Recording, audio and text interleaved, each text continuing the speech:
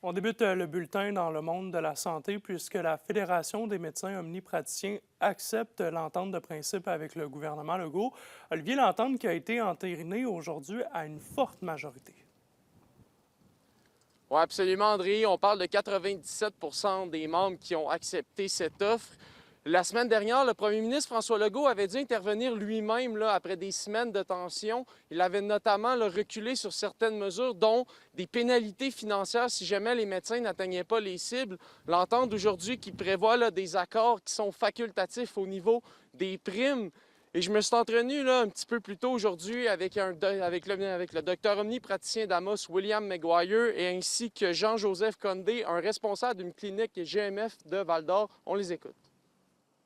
Donc, le message est clair. Les médecins sont prêts à se mettre à la table à dessin pour participer à cette réforme-là, qui est majeure quand même, là. Le changement de mode de rémunération. Les médecins ne s'y opposent pas et acceptent de mettre l'épaule à la roue là, pour aller chercher encore plus de patients pris en charge. Cette entente-là, elle est majeure euh, pour le bénéfice des patients, là. Fait que les médecins sont prêts à s'engager là. Évidemment, c'est malheureux ce qui est arrivé avec la confrontation qu'il y a eu avec la loi 2, parce que ça laisse des traces. Ça laisse des traces. Maintenant, il va falloir rebâtir cette confiance-là entre les médecins et le gouvernement, parce qu'il y a beaucoup de médecins, dont moi-même, qui ont été blessés.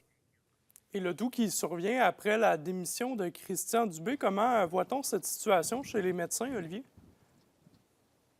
Bien, ce qu'on me disait, André, du côté d'un omnipraticien ce matin, c'est qu'il aurait été impossible pour Christian Dubé de continuer les négociations, puisqu'on rappelle qu'il voulait aller au bout avec le projet de loi 2 et qu'il voulait l'imposer de force. Donc, ils sont prêts, les omnipraticiens, à travailler avec sa successeur, Sonia Bélanger.